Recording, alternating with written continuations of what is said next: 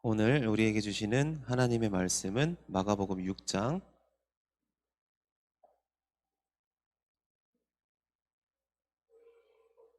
17절에서 29절까지 말씀입니다.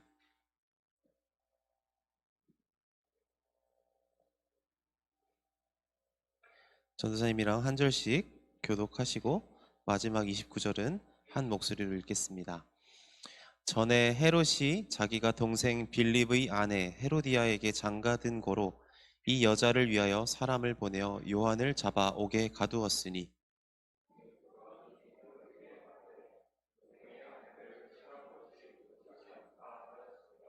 헤로디아가 요한을 원수로 여겨 죽이고자 하였으되 하지 못한 것은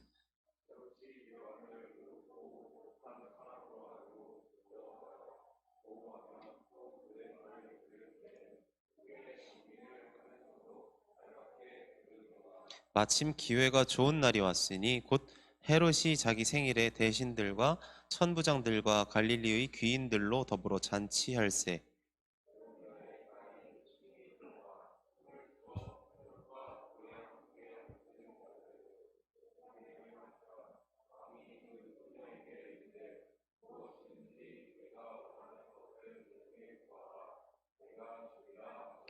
또 맹세하기를 무엇이든지 내가 내게 구하면 내 나라의 절반까지라도 주리라 하거늘.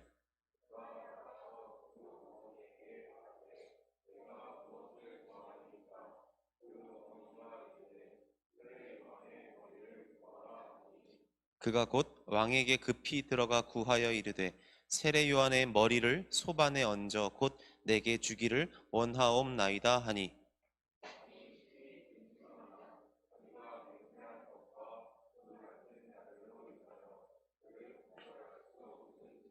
왕이 곧 시위병 하나를 보내어 요한의 머리를 가져오라 명하니 그 사람이 나가 옥에서 요한을 목베어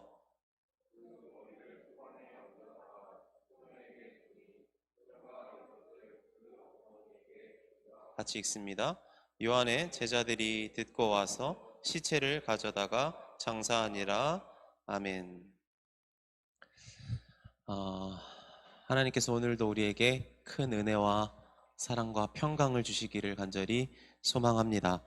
한 주간 잠언 잘 참여해 주셔서 너무 감사하고 잠언 좋죠, 여러분? 잠언 너무 좋죠? 예. 잠언을 이렇게 31장까지 있으니까 1년에 하루에 한 장씩만 읽어도 1년에 한 12번은 다 읽을 수 있어요.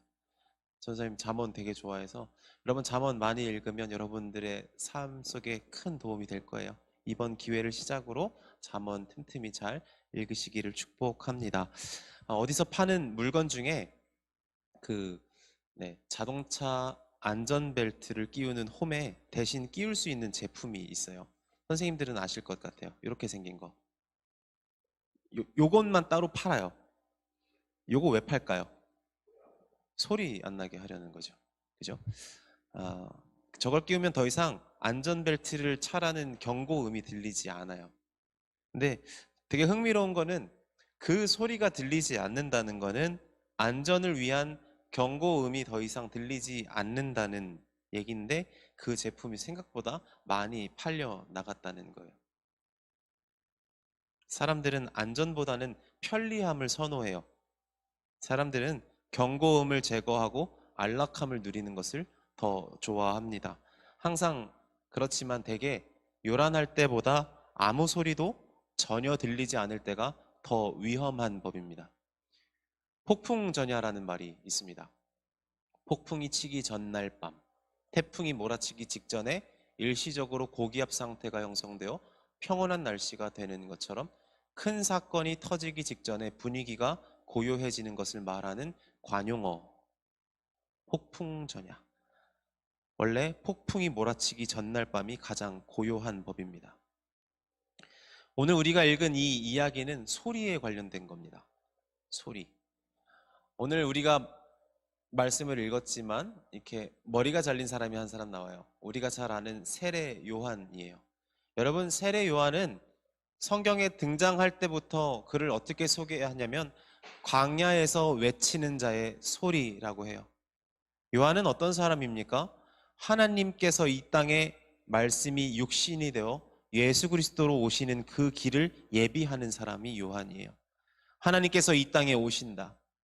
너희들의 진짜 왕이 이 땅에 오실 것이다. 너의 길을 예비하라. 그 예비를 하는 선지자가 누굽니까? 바로 세례 요한이에요. 여러분, 그 요한이 오늘 어떻게 되는지 이 이야기에 담겨 있습니다. 오늘 이 이야기를 압축하자면, 보통 이 이야기를 압축하는 순간이 고비죠. 그죠? 여러분, 전사님이 굉장히 잘 설명을 해볼 테니까 참 집중 한번 해보세요. 헤롯이라는 왕이 있었습니다. 그 왕의 생일인데, 그 왕의 생일에 어떤 딸이, 살로메라는 이름의 딸이 그 왕을 기쁘게 하려고, 왕과 그 저녁에 초대된 게스트들을 기쁘게 하려고 춤을 추는 장면이 딱 한번 떠올려 보세요. 여러분, 이 헤롯이라는 사람은 헤로디아라는 왕비랑 결혼을 했는데, 이 헤로디아는 헤롯의 동생의 아내였어요. 빌립이라는 이름의 동생의 아내가 원래 헤로디아였습니다. 그런데 재미있는 건 헤롯 왕이 일부러 그 아내를 빼앗은 것이 아니라 헤로디아도 좋아서 헤롯과 살아요. 헤롯 왕은 헤로디아가 마음에 들었고, 헤로디아는 뭐가 땡겼을까요? 헤롯 왕 너무 잘생겼을까요? 그런 거 아니었겠죠. 아마 권력이었을 거예요. 헤롯 왕의 왕비가 된다는 그 권력, 헤로디아는 그거를 원했을 것입니다. 그래서 여러분, 동생의 아내와 사는 것이 맞는 일입니까? 맞지 않죠. 그 꼴을 세례 요한이 가만히 못 보죠. 하나님의 말씀을 선포하는 세례자 요한이 헤롯 왕에게 와서 말하는 겁니다. 당신이 동생의 아내와 결혼하는 것이 합당하지 않습니다. 여러분, 재밌는 건 그 사건에 열받은 사람이 헤롯 왕이 아니라 헤로디아예요. 헤로디아가 그 요한을 원수로 여깁니다. 헤롯 왕은 어떻게 했을까요? 살금살금 헤로디아의 눈치를 보면서 그 요한을 가둬요. 하지만 요한을 헤롯 왕이 함부로 하지 못합니다. 왜냐하면 헤롯 왕은 알고 있었어요. 이 세례 요한이 범상치 않은 인물이라는 것을. 이 사람이 어쩌면 이 땅에 그리스도를 오게 할 선지자일 수 있겠다. 거룩한 사람이다 해서 함부로 하지 않아요. 헤로디아가 너무 죽이고 싶은데 저 요한을, 저놈 자식, 내가 권력을 가지라고 하는데 반드시 죽이겠어 하는데 못 죽입니다. 헤롯 왕이 지켜요. 그런데 마침 기회가 온 거예요. 헤롯 왕의 생일날입니다. 헤롯 왕의 생일날 헤로디아가 무슨 생각을 했냐면, 헤롯 왕 그 잔치에 내 딸 살로메를 보내서 춤을 추게 해야겠다. 그럼 보통 관례적으로 왕이, 그래, 너의 춤을 너무 잘 보았으니 너 춤 더 정말 잘 춘다, 내가 좋은 거 하나 해줄게, 관례적으로 하는 일들이 있었던 것 같아요. 그걸 헤로디아가 노렸어요. 그래서 살로메를 보내고 살로메가 와 하고 춤을 추고, 춤을 다 췄을 때 헤롯 왕이 과하게 하기는 해요. 너가 원하는 것이 무엇이냐? 내 나라의 절반이라도 주겠다. 제신이 나라의 절반 준다고 하면 너 뭐 구할래? 전사님한테 대한민국 땅에 반을 줄 수 있는 힘이 있어? 없어. 근데 있어, 만약에. 그럼 넌 나한테 뭘 구할 거니? 안 구할 거야? 함정 같지 뭔가. 여러분, 재밌어요. 나라의 절반을 준다는데 이 살로메가 어떻게 합니까? 요한의 머리를 달라 그래요. 요한의 머리를 이 소반, 쟁반, 그러니까 트레이 위에다가 머리를 달라 그래요. 이거 너무 이상한 거 아니에요? 여러분, 나라의 절반을 준다는데 왜 갑자기 선지자의 머리를 잘라달라 그래요? 헤로드 왕이 듣기에도 이상하지 않았겠어요? 아, 우리 유영이가 요한의 머리가 갖고 싶었구나, 너무 그 머리가 예뻐 보였구나 해서 머리를 탁 잘라서 준단 말이에요? 헤로드 왕이 그렇게 받아들였을까요? 아닐 거예요.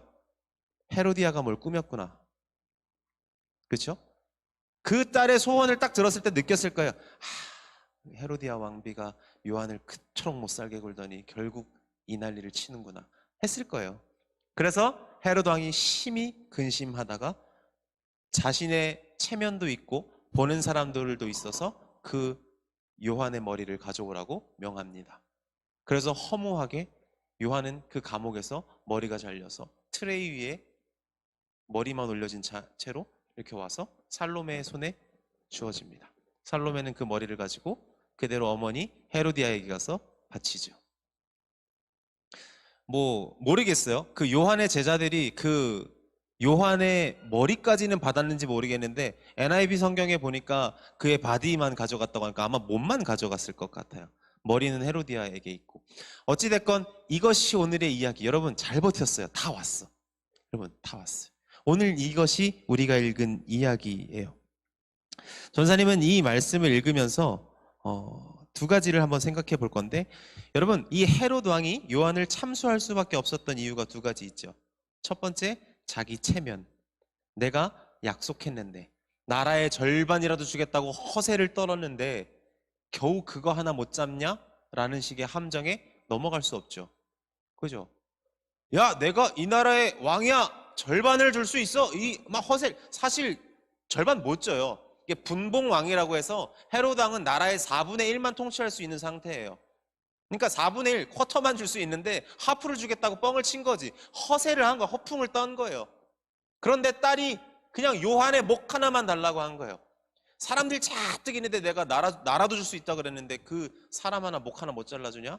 하는 식의 이 도발에 헤롯 왕은 안 들어줄 수가 없었다는 거예요. 두 번째, 그 살로메가 헤로디아의 딸이었다는 게 문제예요. 여러분, 여기서 그 헤로디아의 딸, 아마 헤롯 왕의 그 친딸은 아닐 거예요. 헤로디아가 데리고 들어온 딸일 가능성이 높아요. 아니면 헤로디아 뭐 그럴 것 같은데, 어찌됐건 헤로디아의 딸 살로메의 부탁을 안 들어주면 헤롯 왕은 이제 집에 가서 어떻게 되겠어요? 헤로디아에게 왕창 깨지겠죠. 정의보다 바가지가 무서운 거죠. 눈앞에 바가지가 더 가까운 거예요. 야, 이거 헤로디아한테 뭐라고 하냐. 방법이 없는 거예요. 사실 도망갈 방법 길이 없는 거예요. 그러니까 헤롯 왕은 어쩔 수 없이 뭐 정의롭게 요한을 살리긴 해야 되는데 어찌됐건 내게 가까운 거는 헤로디아의 주먹이니까 잡습니다. 헤롯과 헤로디아는 세례 요한을 아주 손쉽게 간단하게 정리합니다. 하나님의 스피커를 너무 편리하게 아무렇지도 않게 죽여 없앱니다.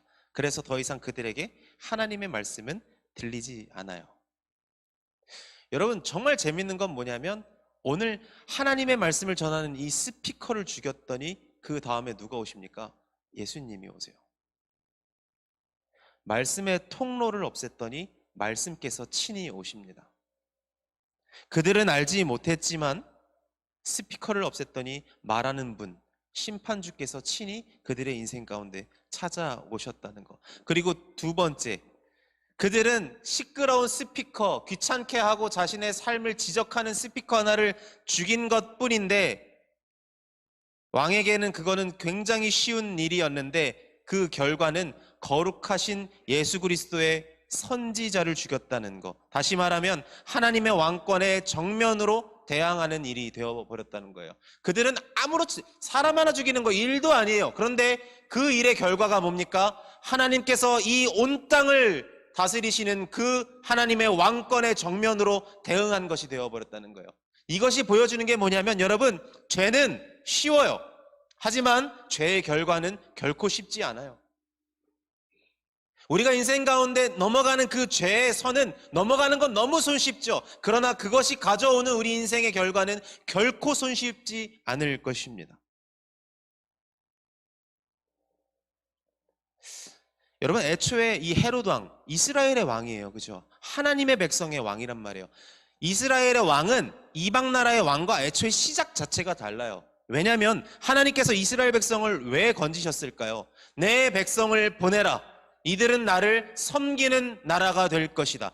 모든 열방 가운데 너희가 아무도 하나님을 알지 못하는데 이 이스라엘 백성이 제사장 나라가 되어서 대표로 나를 섬기는 나라가 될 것이다. 첫 번째, 이스라엘로부터 시작해서 모든 열방이 나 여호와 하나님을 섬기는 제사장 나라가 되게 할 것이다 해서 이스라엘을 구원하셔요.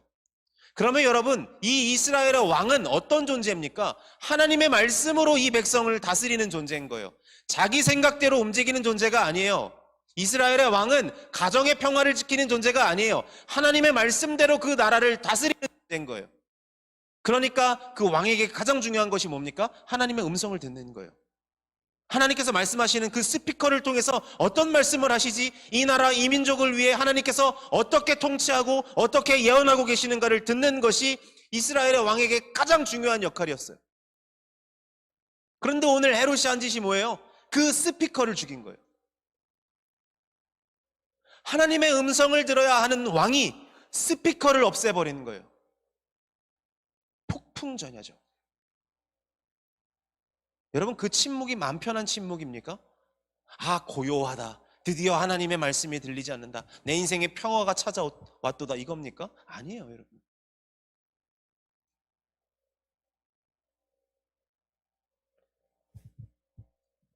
헤롯 왕은 지금 하나님께서 세례 요한을 통해 말씀하시는 음성을 들어야 하는데, 그는 그 하나님의 말씀이 선포될 통로, 스피커 요한의 목을 쳐서 쟁반에 올려버려요. 이미 자신이 왜 왕인지, 자기가 왜 이스라엘의 통치자인지도 모르는 상태, 어떤 음성도 듣지 못하는 상태인 거죠. 여러분, 헤롯 왕이 그 자리에 왜 세워진 거예요? 말씀드렸지만 하나님의 말씀을 전하기 위해 세워진 거예요. 하나님의 말씀대로 그들의 나라를 다스리기 위해서 세워진 거예요. 그게 그 부르심의 목적이에요. 그 목적을 잃어버리니까 자기가 어떤 음성을 들어야 할지도 모르고 그 음성이 울려 퍼지는 스피커가 시끄럽다고 꺼버린 거예요. 그렇게 해서는 결코 하나님의 뜻대로 백성을 다스릴 수가 없겠죠. 여러분, 베드로전서 2장 9절 말씀에 보면 이런 말씀이 있어요. 우리 한 목소리로 읽어볼까요? 시작. 그러나 너희는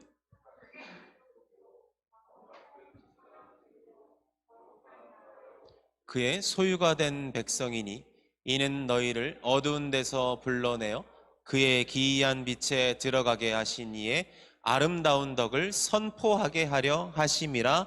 아멘. 전도사님, 갑자기 이걸 왜 읽을까요? 여러분, 베드로가 하나님을 믿는 사람들, 그러니까 예수 그리스도를 영접하고 이제 내가 하나님의 나라에 들어갈 사람으로, 하나님의 다스림을 받을 사람으로 고백하는 모든 자들이 너희는 택하신 족속이요 왕같은 제사장들이다 라고 말하고 있단 말이에요. 우리가 왕이라고요. 전사님, 저 왕 아닌데요? 아니요, 왕이에요. 여러분들이 여러분들의 세상을 다스리는 왕들이에요. 여러분들의 인생은 하나님께서 제사장으로 세우시는 거예요. 왕으로 세우시는 거예요. 이 땅 가운데 하나님께서 살아계심을 증거하는 스피커들로 세우시는 거예요. 여러분, 헤롯 왕이 왜 세워졌다고요? 헤롯 왕이 그 왕의 자리에서 해야 될 게 뭐라고요? 하나님의 말씀을 듣는 거라고요. 그 말씀대로 다스리는 거라고요. 그렇다면 이제 우리가 생각해 봐야겠죠. 저와 여러분이 왕같은 제사장들이라면 우리의 인생의 목적이 뭐가 되어야 합니까?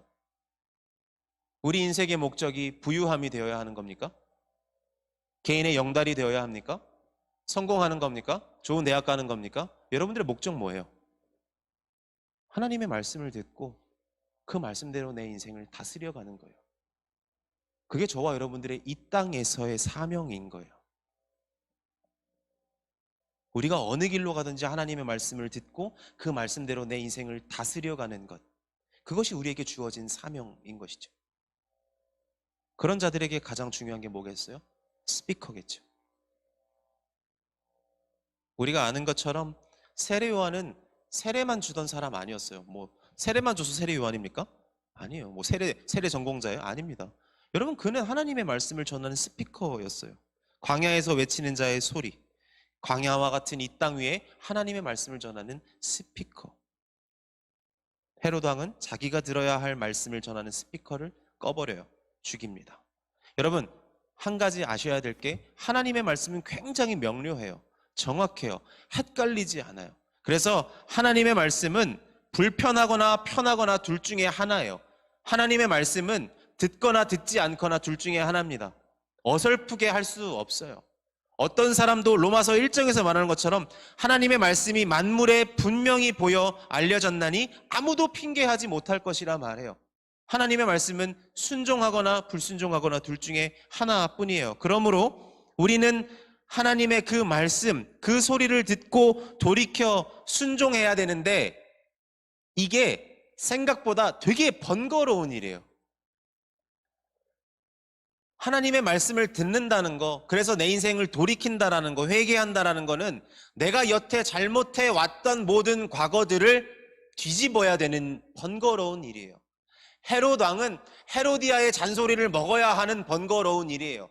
자기가 뭐든 다 해줄게 하는 그 약속을 번복해야 하고 자기 체면을 구겨야 하는 일이에요. 하나님의 말씀이 원래 그래요.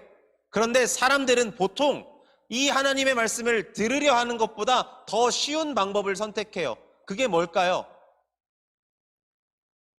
스피커를 끄는 거예요.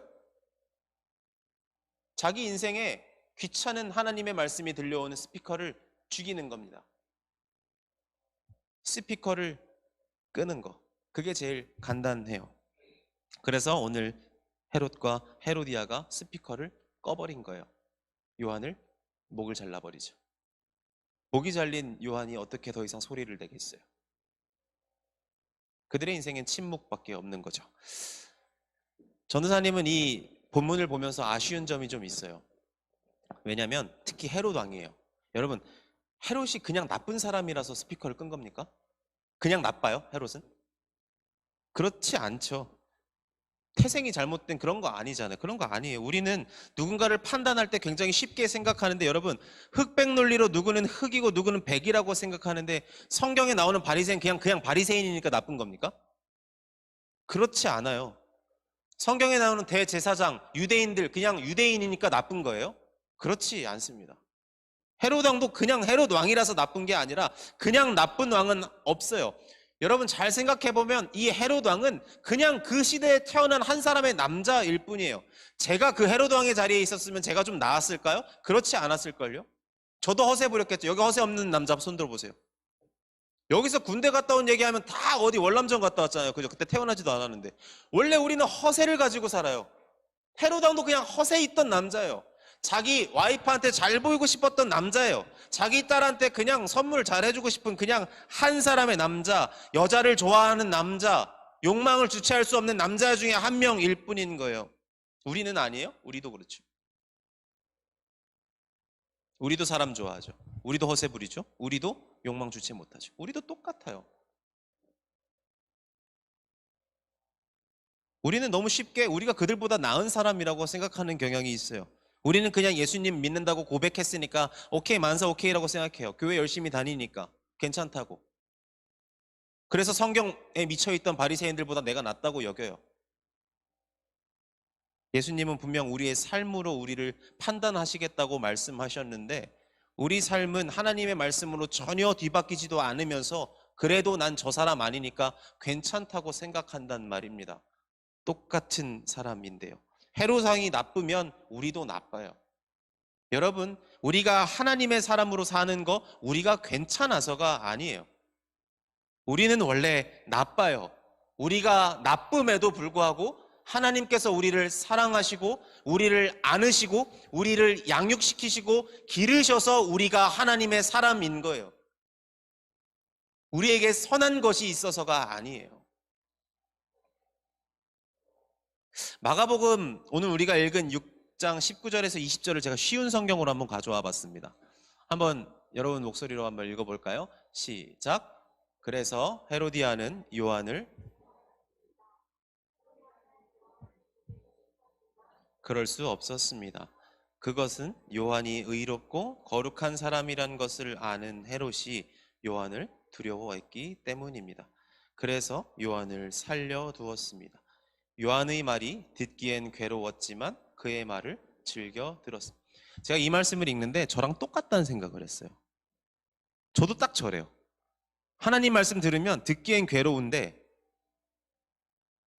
어떨 땐 달가워요. 우리의 삶 속에 하나님의 말씀이 힘들 때가 있어요. 불편할 때가 있어요. 칼처럼 찌를 때가 있어요. 그럴 때가 있어요.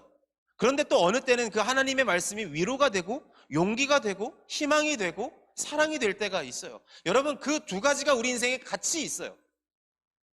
하나님의 말씀은 우리 인생 가운데 끊임없이 그래요. 헤롯 왕도 똑같아요. 그에게 허세가 있었죠. 교만했죠.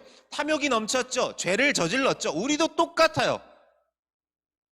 하지만 그는 어떤 사람이었어요? 하나님의 말씀을 듣고 괴로워할 수 있는 사람이었어요. 들을 수 있는 귀가 있었어요.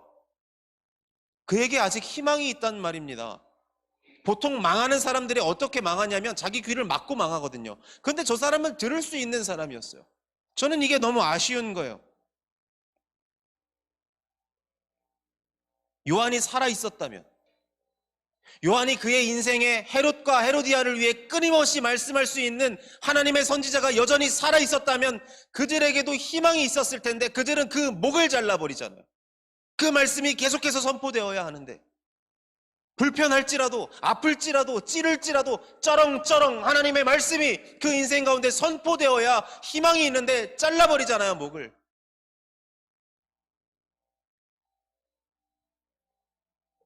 고통스럽기 때문에 복음인 거예요, 여러분.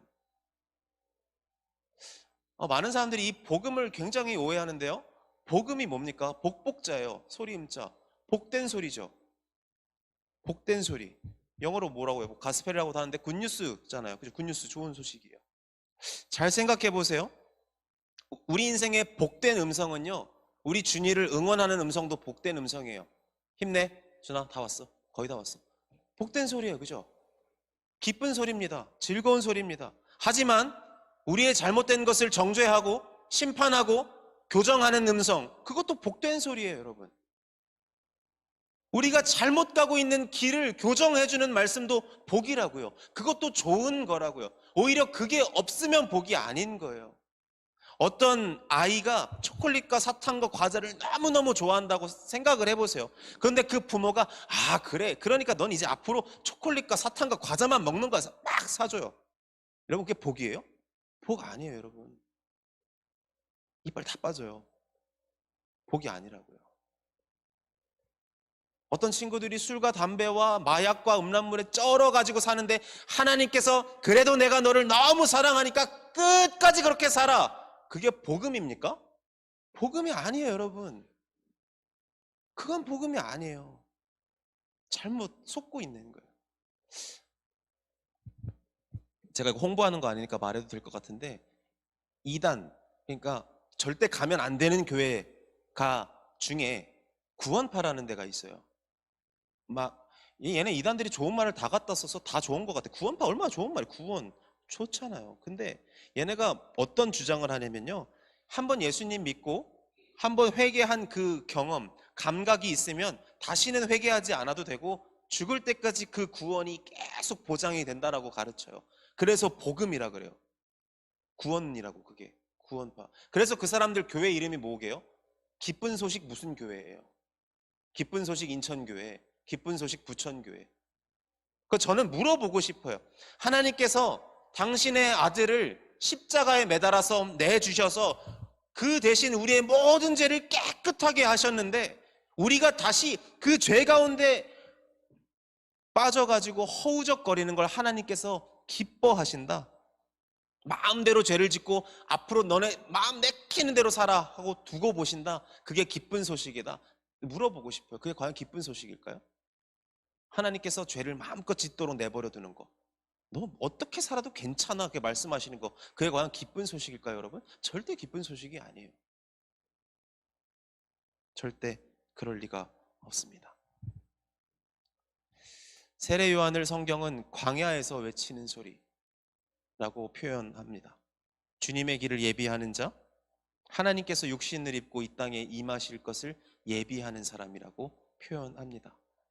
여러분, 그의 목소리는 누구를 위한 겁니까? 먼저는 유대민족들을 위한 것, 이스라엘을 위한 것, 그리고 그 다음은 그 주변 모든 사람들, 그리고 오늘 우리, 그리고 헤롯과 헤로디아를 위한 음성이었죠. 그 요한의 목소리는 우리 모두의 것이에요. 헤롯과 헤로디아가 아무리 권력에 취해 있고 죄악을 저질렀어도 요한이 살아서 그들의 인생 가운데 말씀을 선포했다면 희망이 있을 텐데 그들은 그 요한의 목을 베어서 소반에, 쟁반에 올려버려요. 조금 끔찍하지만 이 장면을 성경은 우리에게 상상해 보도록 만들어요. 저는 사실 좀 고민했어요. 야, 이거 심의가 괜찮을까? 우리 중1처럼 순수한 우리 맑은이들이 있는데 내가 이 소반의 머리 이거 괜찮을까 생각했는데 너네가 하는 총게임이 더 잔인해. 괜찮아. 한번 떠올려 볼까요? 여러분, 요한은 외치는 자의 소리예요. 광야에서 외치는 자의 소리.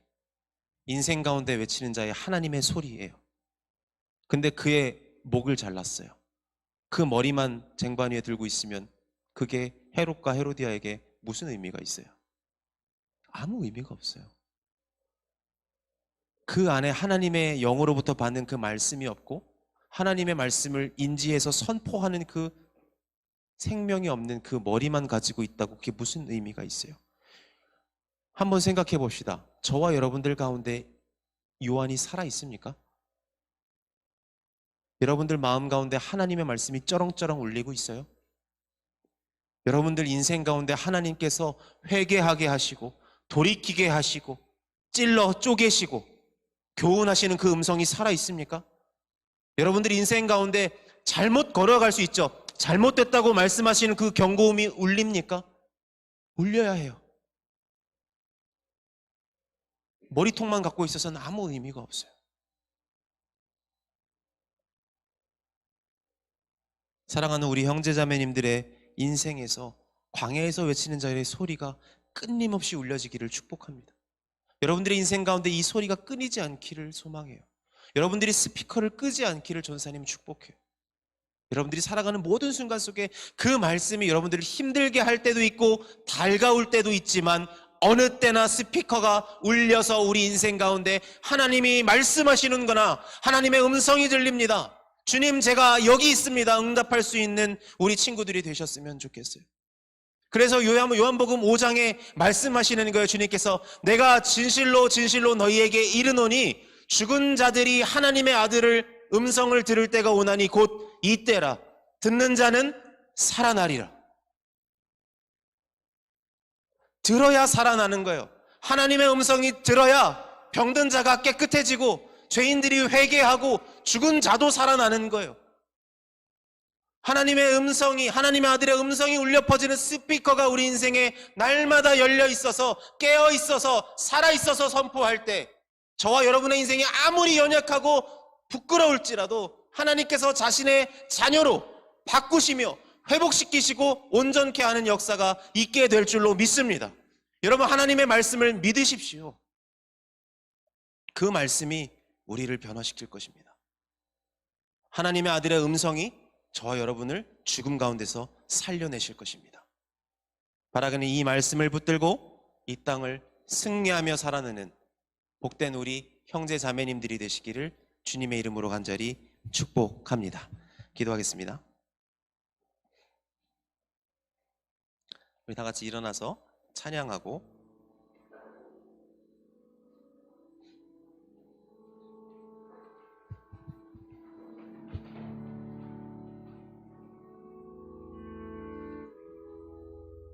와, 오늘 소리가 굉장히 오르간 같은 느낌이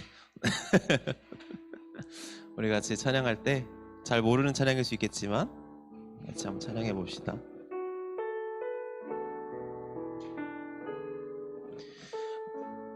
주 앞에 나와 주 앞에 나와 제사를 드리네 마음 열어 내 삶을 드리네 주를 봅니다. 끝없는 사랑 날 회복시키네. 이제 눈들어 이제 눈들어 주 보네 그 능력 날 새롭게 해. 주님의 사랑 날 만지시니 내 모든 두려움 사라지네.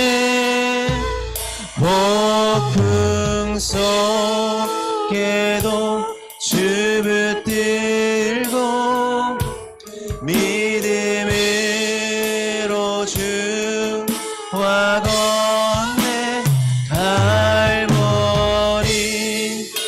언덕 넘어 그 어느 날 주 안에 온전케 돼. 우리 처음부터 다시 한번 찬양하겠습니다. 주 앞에 나와 주 앞에 나와 제사를 드리네. 마음 열어 내 삶을 드리네. 주를 봅니다. 끝없는 사랑 날 회복시키. 다시 한번 주 앞에 나와 주 앞에 나와 제사를 드리네. 마음 열어 내 삶을 드리네. 주를 봅니다. 끝없는 사랑 날 회복시. 이제는 들어 이제는 들어 주 보내.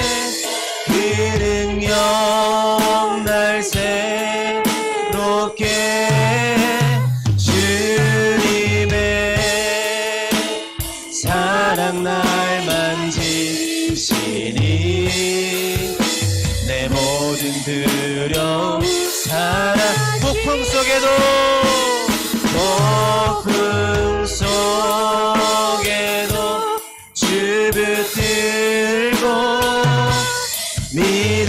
믿음으로 주와 건네. 갈보리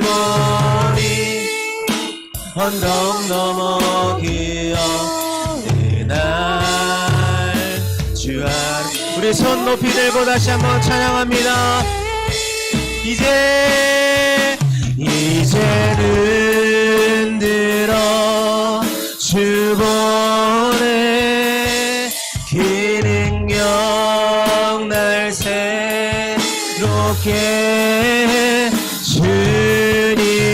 주님의 사랑 날 연지시니 내 모든 두려움 사라지네.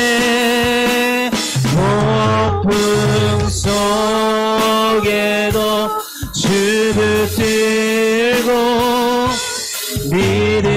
믿음으로 주와 건네. 갈보리 언덕 넘어 그 어느 날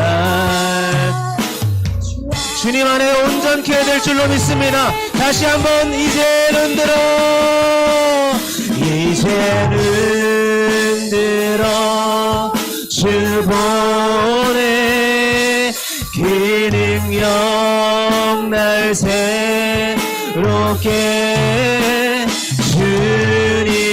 주님의 사랑 날 만지시니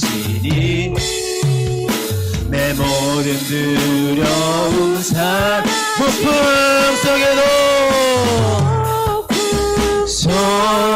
속에도 주 붙들고 믿음으로 주와 건네. 갈보리 언덕 넘어 그 어느 날 주 안에 온전케 되리.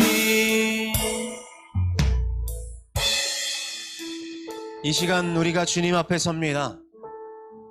하나님, 우리 인생 가운데 하나님께서 말씀하실 때 우리 인생이 참 어렵고 부끄럽고 수치스럽고 숨고 싶을 때가 참 많이 있습니다. 하나님, 그럼에도 불구하고 이 모든 과정 속에 우리에게 말씀하실 때 여전히 우리를 사랑하시며 여전히 우리를 돌보시며 여전히 우리를 회복시키시는 주님의 그 마음을 품고 주님의 말씀을 들으며 날마다 하나님의 음성이 들리기를 소원하며 살아가는 우리의 삶이 되게 하여 주시옵소서. 죽은 자들이 하나님의 아들의 음성을 들을 때가 오나니 곧 이때라. 듣는 자는 살아나리라 말씀하셨습니다. 바라건대 오늘 이 시간 기도할 때 주님의 음성 들리게 하여 주시옵소서.